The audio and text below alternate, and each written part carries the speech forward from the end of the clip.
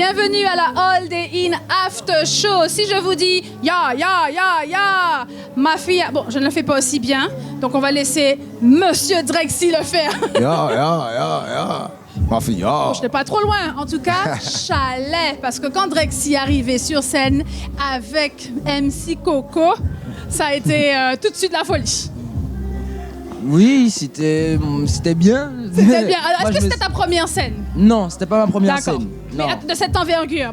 Ah oui, là, Ah, d'accord. c'était... Ouais. Parce qu'il faut le préciser, MC Coco, bien sûr, c'est ton fils Drexy. Oui, oui, et c'était important pour moi, en fait, qu'ils vivent aujourd'hui ma première Holiday Inn. Voilà. Et du coup, sa première Holiday Inn. Ensemble. Voilà. Et comme ça, je sais que demain, si c'est ce qu'il veut faire, il saura comment le faire. Il saura qu'il faut donner de l'amour aux gens et qu'il faut le faire de manière passionnée. Les gens nous le rendent et puis que tout se passe bien. Ça ne sert à rien de stresser. On fait notre travail et puis voilà. Et c'est exactement ce que Drexy a fait sur scène. Tu as donné de l'amour, tu as donné de toi. J'ai envie de dire, tu nous as fait rentrer dans la 3e dimension. Ça fait plaisir, ça fait plaisir. Franchement, en plus, j'avais une appréhension parce que comme tu as dit, c'est ma première Holiday Inn. Oui. Et en plus, à 15h, ça veut dire le premier artiste qui monte sur scène. On sait que tout le monde en Guadeloupe ne vient pas à 15h. Et Oui, on est pourtant, un peu en mode soukouignan en Guadeloupe. quand on te tourne, il y a des vidéos là derrière en live. On voit que c'est déjà blindé. Moi-même, quand je chantais, je voyais qu'il y avait du peuple, il y avait de l'amour et il y avait de l'énergie positive, en fait. Les gens sont venus s'amuser. Ils m'ont montré qu'ils veulent s'amuser. Et maintenant, on a donné le top départ et j'espère que ça va bien se passer. Mais oui. Donc, ton album 3e dimension, il y a vraiment une variété de styles musicaux à l'intérieur. Donc, tu peux passer d'un Zouk Love à une chanson plus Conscience and Walk. Et ensuite, tu nous fais faire Sickly sans Back It Up. Donc, comment, justement, tu choisis les thèmes de tes chansons? Est-ce que c'est par rapport à ton humeur, à tes vécus, pour cet album, en tout cas? En vrai, c'est toujours par rapport à mon humeur. C'est-à-dire que quand j'écris, comme tout le monde, on est content des fois parce que, par exemple, quelque chose qu'on attendait depuis longtemps, c'est fait. Ou bien on est contrarié. Donc, c'est divers sentiments qui provoquent le fait d'avoir envie de m'exprimer. Alors, moi, j'aime dire ce que je pense, je dis toujours ce que je pense.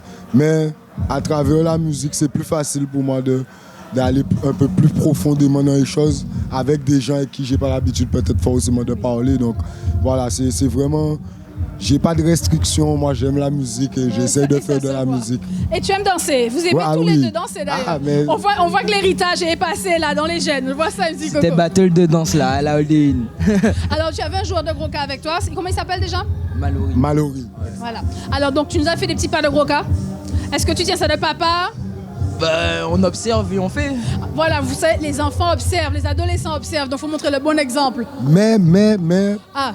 Pour sa décharge, oui.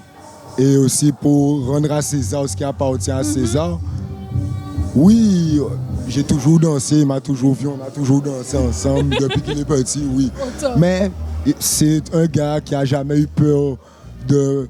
Il y a un gros cas là, il va aller danser depuis petit. Il allait avec sa mamie, donc voilà. Avec ma maman. Oui. Et... Ils étaient dans des léros, des trucs, et ils dansaient. Et tout le monde me disait, ah, c'est ton fils? Ah, mais la dernière fois, voilà. On était à tel endroit, et il a fait le show. Hein. Ah, c'est un showman. Je m'en souviens pas. Donc, en fait, lui, il est destiné à ça. Il est meilleur que moi. Et j'ai pas envie que, même qu'il pense qu'aujourd'hui, c'est pas... Non, c'est parce que c'est lui.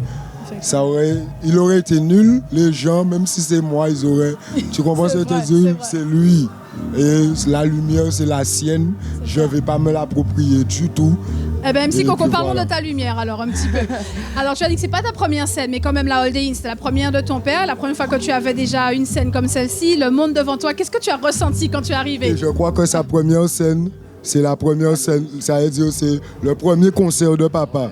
Et première grosse scène, c'est première Holiday. Tu comprends? Voilà. C'est ça, la bonne énergie. Alors, oui. Qu'est-ce que tu as ressenti? À la salle, alors c'était à la salle... non, ici, aujourd'hui. Ah, aujourd'hui? Oui.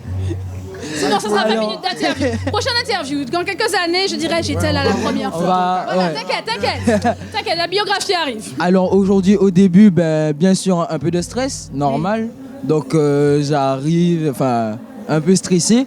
Puis finalement, ça glisse tout seul. On arrive et puis on chante un petit peu, on connaît les sons, on aime les sons, donc on chante, on est là, on prend son pied, il y a le public qui nous accompagne, on voit qu'eux-mêmes, on les regarde, ils sourient, ils sont avec nous, bien. ils dansent avec nous, Donc ils tu nous envoient des communiques petits avec eux signes. directement. Voilà, il y a des gens que je connaissais, par exemple, quand je vois des gens que je connais, donc on leur fait des signes et tout, je vois, ils sautent, ils me regardent. Donc en fait, on se communique la force, et du coup, même mon père et tout, il y a des petits jeux de regard, il y a plein de choses qui se passent sur la scène et ça nous met à l'aise en fait.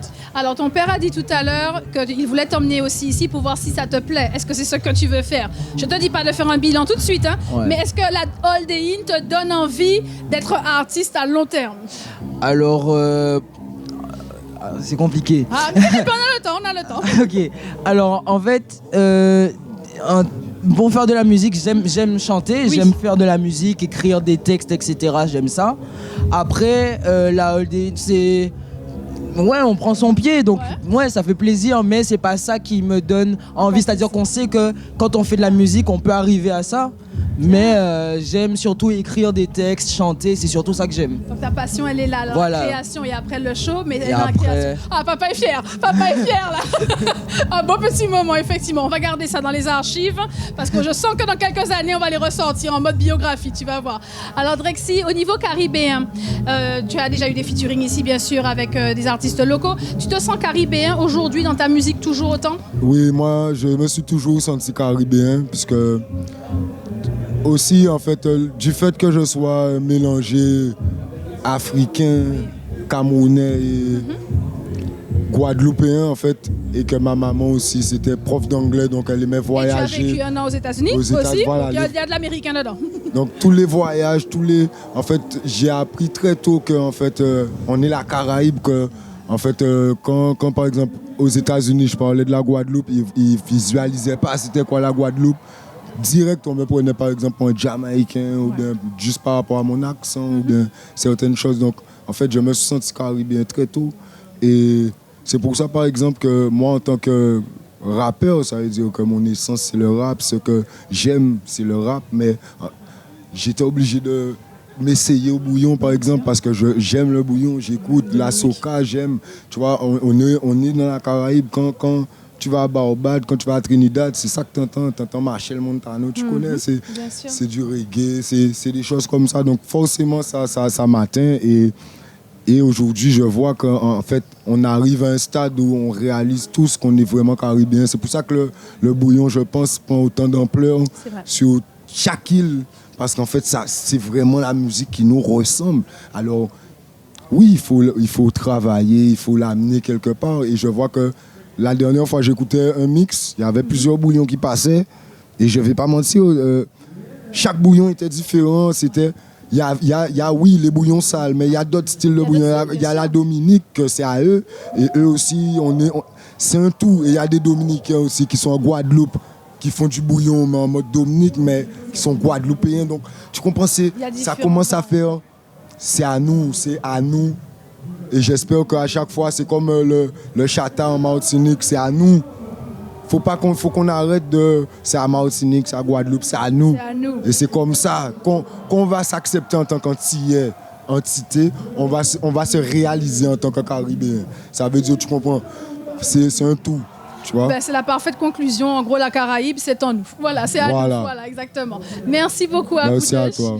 Et c'est fini. Ma fille,